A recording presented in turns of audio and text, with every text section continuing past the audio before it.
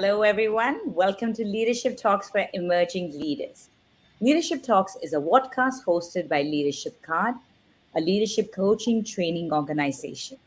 Leadership Card is the brainchild of four individuals, Prindeep Sandhu, Ashish Datta, Ram Ramakrishnan, and Devesh Mohan, who share a common vision and mission to support 1 million emerging leaders to solve problems for self, others, and the organization.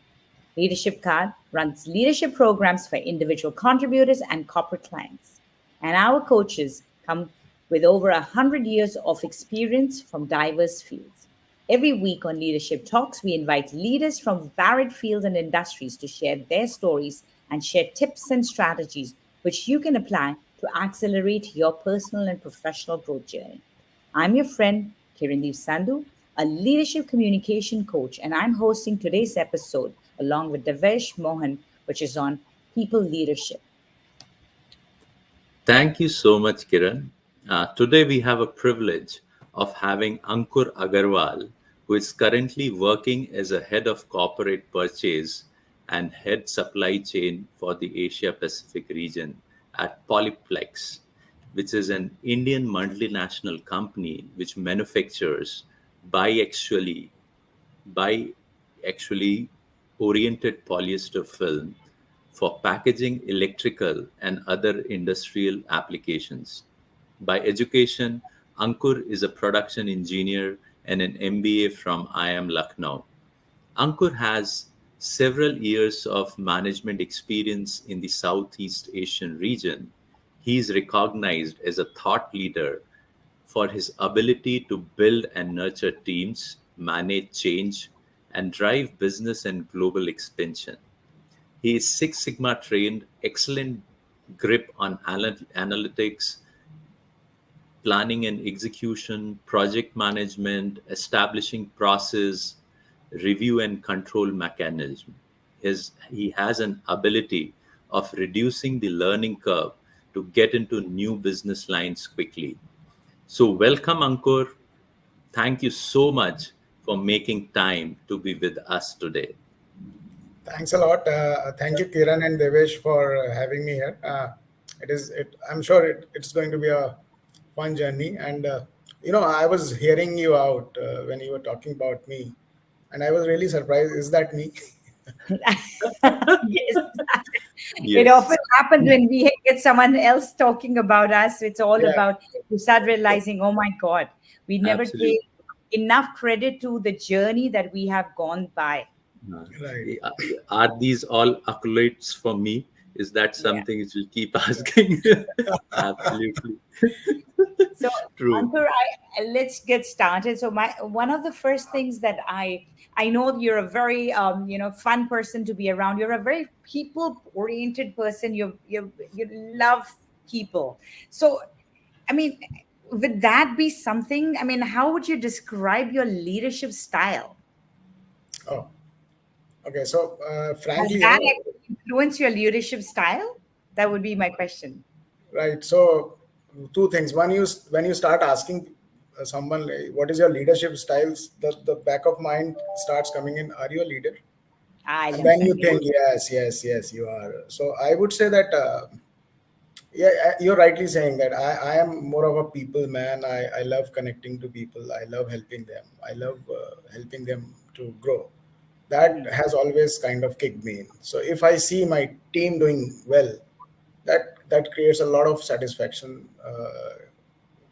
And the simple reason I think it comes to me is that I feel my growth path can only be achieved if my team is growing. Ultimately, if I am able to vacate my position and hand it over to someone, I will be able to take someone else's position. Otherwise, there's always there is a dilemma. If you move, who will take your position? Who will do this work? So yes, that has always. You're right. I'm a lot of people connect is a thing which, if you go into a leadership style, what kind of leader I am, by definition, if you start looking at it, there are multiple definitions on it, but I would say it's a mix of a lot of styles. uh, let's say democratic is one of the styles that I listen to people. I kind of let them give their opinion, their views, and try collate data on what they are saying, and then make a view out of it. So that is mostly with what I am, and so I would become a coach to them. I would become a friend to them, understand them, teach them what to do, how to do. So that my thing to my team has always been mistakes are a part of a journey, right? You can make mistakes. The biggest thing which you should not do is repeat a mistake. So if you're not learning from your mistake, then you are not growing, right? So if you keep doing the same mistake again, then I'm sorry, you're not on my team. So if you have to grow and if you have to learn from your mistakes, and the smartest way will be to learn from others' mistake, not to repeat the others' mistake. So that's how I have been. At times, I have become atrocratic also, and I kind of say, okay, no, this is how it has to be done. At times, you have to do that. You have to wear that hat and say, okay, I've heard enough. I don't think any of the ideas work. This is what will work, and I think let us do this. But that will be, let's say, 10% of my part. Most of it has been because I feel that people who are working below the line have given much more time into their job profile than I have done, and they might be knowing much more than I am knowing. So it is just not that I'm sitting at a position I'm knowing everything. That can't happen. I have to learn with them. That's great. That's great, Ankur. Yeah. I'm So, go- uh, I'm Divish, I'm going to just backtrack to a one question. Ankur, so I said it very well about this whole thing about your leadership style and what is the balance between the two. But what kept me, the thought kept lingering in my mind was when you had, my question about you as your leadership, and you're thinking about it, and that am I even a leader? And when I look at you, you are head of corporate purchase and head of supply chain in a multinational company. And if that question is coming to you saying that, am I a leader? And yes, then answer is yes. Now, today, our listeners are emerging leaders and who many times don't have positions. How would you help these people to have that mindset that they can be leaders? I mean, would there be something that you can actually share with our listeners today about, is it possible to lead without actually a position? Absolutely, absolutely. Why not? I mean, the biggest challenge which I feel with people is that they get engrossed into their day to day life. They don't want to learn, right? So the only thing which I feel that can excel and that can make you a leader, whatever position you are, that you are trying to go out of your comfort zone, Mm, trying to give absolutely. that extra. How can I improve myself? Whatever it is, whatever little, 1%, 2%. Don't mm, push yourself for 50% improvement, right? mm. Set some goals, maybe a smaller goal, doesn't matter. But you have to do that. If you keep doing those, 1, 2, 3, 4, 5 steps daily, then you are becoming a robot. Then you are not a Mediocre leader. mindset. Mm, Yeah, yeah. absolutely. You have to keep Great. challenging Mm. yourself. You have to keep growing yourself, keep learning. That And would be every our message for the young leaders, that yes, we all have to do jobs, but think beyond that job and get out of that comfort zone. It is possible to be a leader without actually having a position with that, right, absolutely. Ankur? You have smaller projects within the organization where you can contribute. You can say, okay, I'll Yeah. take it. Yeah. Demonstrate your leadership at individual level, and then Correct, definitely correct. you will be picked up, handpicked. So I think that Absolutely. happens quite a lot in case if people are really have that growth mindset to drive. And one of the things, just as you were talking about, Ankur, you talked about largely you portray a democratic style of leadership. And Mm. that's something I'm just trying to relate with some of the concepts which are there. Typically, in the problem solving and thinking strategy, there is a concept of six thinking hats which are there. So Right, what you're right. trying to do, that you're giving your teams to basically come up with different options, right? That how a problem can be solved, how you have to solve that problem, and you're just making sure with this democratic style Yeah. that you are giving chance to everyone to look on to different options which could be there. But as a leader, at the same time, you, after taking those inputs, Yeah. you are taking a Autocratic right style of. decision which would be the best for the organization. So Yes. that's very contextual specific, that in what context what thing would work. So I think that's a really a great style where you're trying to mix up democratic style of leadership as well as being autocratic at some point of time, which is absolutely fine, but largely being democratic. So that's a really great way in which you have been built up yourself. And another thing which I was just going through your profile, it shows that it has been like for 2 decades with you are with your organization, and you have actually wore various hats, right? You Right. have been with different functions over these 2 decades, and driven or done various roles and responsibilities. So how these exposures have helped you to evolve as a leader in last 2 decades? Would you I like think to share some of your that's an thoughts? interesting part of the question. I would say that, as I was explaining earlier, if you want to be a leader, you have to come out of the comfort zone. And if I go back to my professional journey, I would say that a lot of the roles which I was offered, and which I went through, were absolutely new for me. Mm. So I had no experience on that, and it was like that. I was asked, "Will you like to do that?" I said, "Okay, let's try. What will happen? I'll learn. Even if I Yeah, fail, I will learn." Right. Mm. true. So during that, if you look at, but most of the time, I was banking on my ability to connect to people. Mm. That if I don't know how this will be done, I will be able to ask someone who may be a Hmm. junior to me. That's not a problem. He Mm. has been in that profile for, let's say, 20 years. I have just entered. I don't know how to do it. So I learn from him, and in turn, I'll try and help him learn with my experience. So because I am coming from a background which is not exactly what I'm trying to do now, so I will not be carrying any baggage. I may come up with some new ideas, and that has helped a lot during my journey as a leader, I would say, and has also helped me excel in uh, almost everything which was thrown at me, I would say. Mm. So yes, you're right. So I have had a chance to wear multiple hats. I handle projects. I handle hydro. Hydro is something which is not. I don't. I had no idea what hydro is, and when I entered it, I started learning from them. And most of the time, I felt that implementation of that project was not about my technical know-how. There were technical stalwarts there. You don't have to be technically sound to be able to implement that. What was required was to be able to tie all the knots together. Keep Mm. those puzzle pieces in place so that the puzzle is solved, and Mm. that Hmm. I was able to do, and all that was because I was able to connect to people.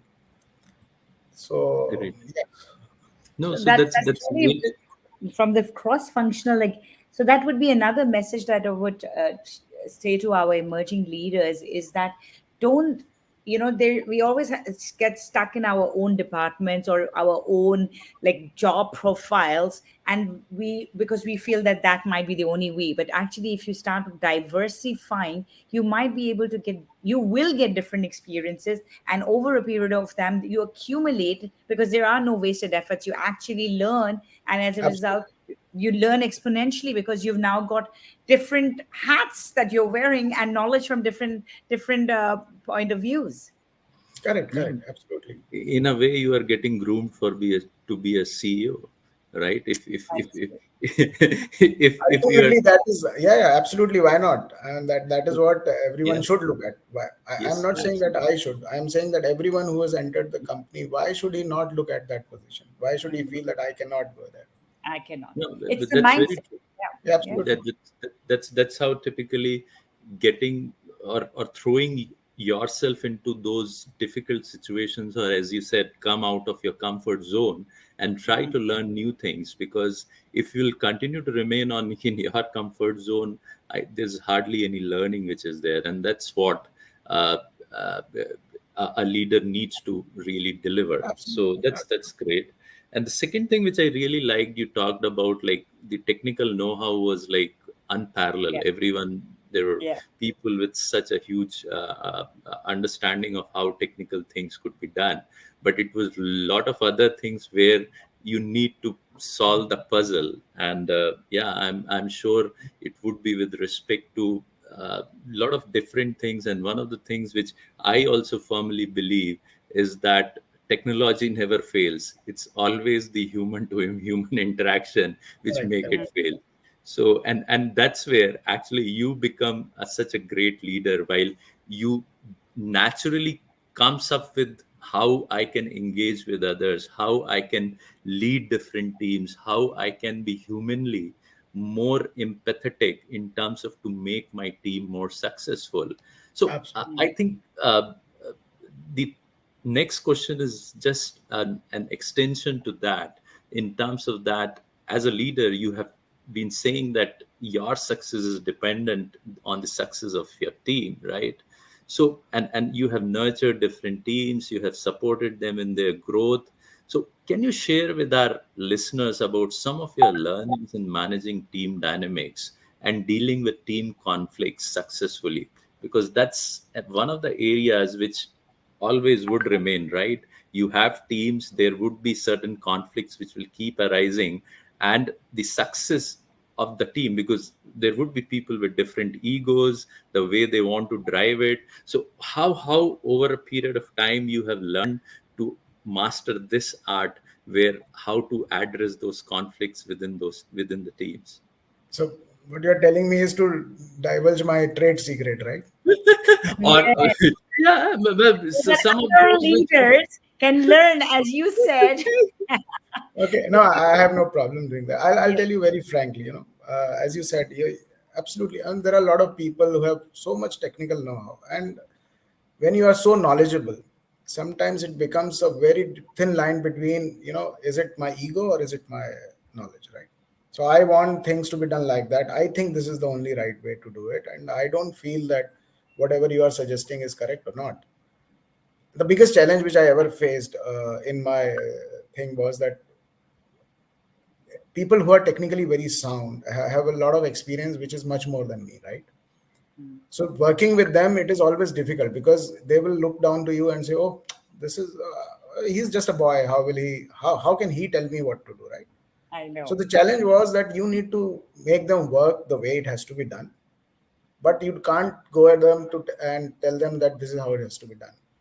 So Mm. what I've learned through the experiences is this, that how to make sure that whatever you are thinking or whatever data you have collected and then you concluded that okay, this way the work can be done, can it come out from their advice, So instead of saying ki, I think this is the way it has to be done, normally what I try and do is that I'll go to them, talk to them, give them that comfortable great. discussion point and break the ice, and then slowly put in my idea into their minds, not saying that I think this will work, Mhm. but saying that I was thinking this can be like this. In your experience, how do you feel? Do you really think this will work? Now what Mm. happens is that you have planted that idea into the mind Mm. without offending the other person. Now he's obviously, I mean, he has to succeed. He has to also solve that problem. He is also seeing that there is a problem, but Mm. somehow he's not able to get that idea. Now you have planted that idea into him, and I have 98% times I have seen that idea will slowly, after a few discussions, will come out from them. Let us do Mm. this way. Now what you Mm. have done is that your idea you have planted there and it has come from them. Now the commitment is there because it is his idea. I have no problem in saying that, in the public they will say, okay, this was his idea. I have no problem in saying, oh, no, no, no, this was my idea. I don't want that. I don't need credits. Ultimately, if it is a work has to be accomplished, it has to be accomplished. Mm. So so as you said, with diversified people with so much ego, I would say Mm. this is one thing which has always given me success. So this Oh, is an art which I think people should learn, and that is very very challenging. I've seen young people, there are leaders, I would say, in our company who are very young, 4 years, 5 years of experience, very knowledgeable, and now sometimes they say, okay, I know too much, Mm. and that becomes very difficult for them to communicate to other people. Yes, you know Mm. something, but you have to remain humble. You have to remain humble, and you, if you are Abs- trying to keep that line, yes, he's senior to me. I may be knowing more than him, but it is not right for me to push it upon him. It's a better idea. Let it come Yes. from them. mm. That's a very unique point which you have told, Ankur. I think this is a great learning even for me now in terms of that planting an idea in others' mind, right? And that's something. He's Uh, literally given his trade secret away. Thank you so much, Ankur, because yeah. this is something that Yeah. many leaders are probably doing it, but not being able to talk about No, it. I would You say, actually said, yeah, I keep telling this to my team, right? yeah. Okay, so there Mm, are certain people who are there and they will say, "Come to me, boss. I'm getting stuck here because this person is not able to. I'm not able to crack him. There are trials to be done. I am a purchaser. I have to purchase different things. Maybe to reduce cost, we have to try different material, different vendor. Now there are certain mindsets sometimes that, oh no, no, no, this will not work. So that I keep telling them, don't go to them saying that, boss, this has to be done. Go to Mm, them, the boss, we are faced with a problem of cost. And I think, what do you think? Will this work? This is the idea, and mm, let them think over it. mm, And I'm mm, sure 90% they'll come back to you saying, okay, let us try. The whole thing is excellent. that if you can try it, if it fails, it fails. It doesn't matter. But the first step is that you have to let that trial happen. Mm, So that line you have to cross. Once that is crossed, trial happens, and if it succeeds, mm, then nobody can stop you, right? yeah. And that's a very good point which you said in terms of that, let that person think that it's his idea, because Correct. the after effect of is that then they will be accountable for it and they would be looking to drive that, because Absolutely. that's something they believe it's their idea. Because many times in teams that happens when leader just tries to say, okay, you have to do this way. It's on the face of it, people will say that yes, it will happen, but They will not by own it. They will not yeah, own it. they will not own it, and that's what is required if you need teams to be successful. I think that's the key trait which is there, that they need to believe in that idea, and if it comes from them, they don't have an option but to just prove themselves that they are right in what they have been thinking.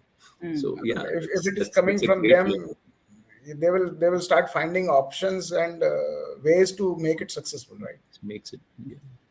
So yeah, so that's great. Yeah, moving on, So, Kiran, over to you. yeah, I was just thinking, Ankur, I mean, we've shared so many brilliant examples of your people leadership style, but I do want to now diverge to a separate topic because you are into purchasing as well, into the supply chain and everything. So, I mean, the last couple of years obviously have been very, the whole world has been impacted by it. But in general, that was COVID. But in general, I want to look at it from the point of view of digital disruption, that how has it impacted your industry, and what would be your way, I mean, of dealing with it? How have you or your industry dealt with this digital disruption in terms of purchasing as well as the supply chain, and and what do you see the future for this? You see, I would say in our industry, it went a little other way around. There were disruptions around, and there was a lot of opportunity for us as an industry to bring in digitalization into the overall operations. And if I Absolutely. talk about the supply chain part, I would say that that has been something which my team, I would say, takes proud on being able to implement that. The biggest customer problem prior to COVID always was that how to communicate to them that there are shipment delays or there is a Mm, shipment problem, and to be proactive with them, right? So you have thousands of shipments, thousands of freighters going around, and you have so much material on the sea. How do you make sure that it is communicated to them? So the team started finding the solution, and earlier we used to do it manually, right? So the digitalization means that you have to go to the website and see where the mm, ship is, track it. We started looking for solutions that can it be done automatically? Can somebody do it for us? So we found a company which started this as a it was a startup, a brilliant IIT graduate startup, and we signed it. And we are finding that it is very it is becoming a part of us now. Slowly the digitalization has started peeking into us, and so now I feel that if there is a disruption in that overall thing, then what will we do? How will we go back? That become a challenge. Yes. So I think as a word or as an industry, what we have to make sure that yes, we are dependent on this overall digital world, but we have to keep our roots stable. There are a lot of things which now people are doing, data safety, you have different servers here and there, so those are all part and parcel of life. But now a lot of discussion has started happening on how to make sure that if what happens if everything goes out, if there is no light, will you be able to cook if you have electric heater? So then you start thinking of it, then you start having, so you need to keep yourself trained enough that if this happens, then I can go back to my drawing board and do that paper pencil, And pick up do it the again. Yeah. that is something which I think is what we are trying to do now. Perfect. Devesh, over to you for the last question.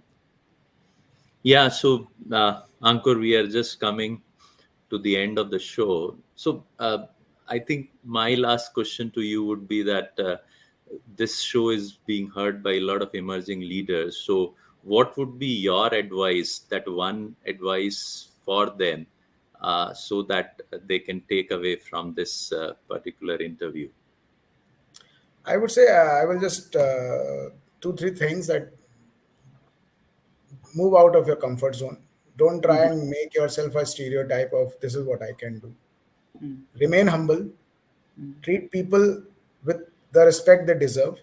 Respect, if you respect people, you get respect. So it is earned, it is cannot be demanded, right? Right. And even if you think that you are knowledgeable, make sure that you are not imposing that ego onto the others. These three, four things, others are like, it comes automatically. Then you start getting habit of it. Ankur, you have brilliantly summarized all my key takeaways that I was going to be sharing with the viewers. You've brilliantly put it, and I think that those were exactly the same things. Come out of your comfort zone, be humble so that you can keep growing. There is no end to growth, and be a people person, because when you invest in people, you will grow leaps and bounds, and that is what exactly Ankur has today shared with us through his this episode on people leadership. With that, I would like to say thank you to all our listeners, to Ankur Agarwal for joining us on Leadership Talks for Emerging Leaders.